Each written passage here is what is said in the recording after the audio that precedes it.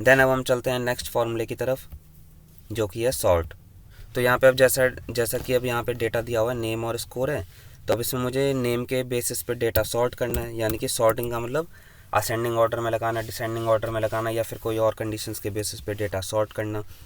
तो equal sort array में हमने इस पूरे डेटा को लिया, या फिर हेडिंग्स को छोड़ देते हैं, सिर्फ इतने को लेते हैं, कॉमा। अब सॉर्ट इंडेक्स, सॉर्ट इंडेक्स अभी छोड़ते हैं, यहाँ पे हम पहले सॉर्ट ऑर्डर पे आते हैं। तो सॉर्ट ऑर्डर में मैंने यहाँ पे क्या करा, असेंडिंग और डिसेंडिंग दो ऑप्शन हमें देगा। असेंडिंग के लिए 1 और डिसेंडिंग के लिए -1। तो असेंडिंग 1 का मतलब ये है कि अल्फ़ाबेटिकल ऑर्डर में आएगा, पहले ए वाले नाम, फिर बी वाले, फिर सी वाले, फिर डी वाले, इस तरीके से, ठीक है। देन इसमें एक चीज़ हम और कर सकते हैं। अब जैसे यहाँ पे हमने करा सॉर्ट ब्रैकेट में, पहले एरे में इसको ले लिया, फिर कॉमा, सॉर्ट इंडेक्स।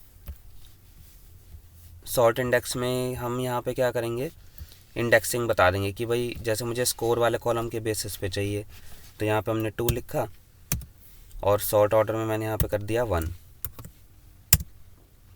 ठीक है।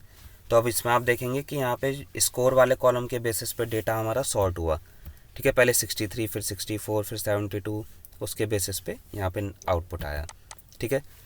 तो इसका सिंटैक्स समझ लीजिए, इक्वल सॉर्ट करके पहले एरे में तो वही अपना डेटा लेना है, देन सॉर्ट इंडेक्स में कॉलम का नंबर डालना है कि किस कॉलम नंबर के बेसिस पे, मतलब किस कॉलम के बेसिस पे आप जो है अपने डेटा को सॉर्ट करना चाहते हैं, तो उस कॉलम का नंबर डलेगा।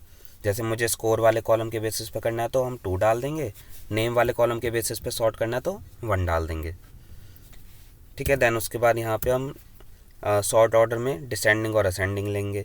अब जैसे मैंने डिसेंडिंग लिया तो उसके लिए मैंने -1 कर दिया, ठीक है। देन उसके बाद अब यहाँ पे एक और ऑप्शन है हमारे पास, फोर्थ ऑप्शन, जो कि है बाय कॉल।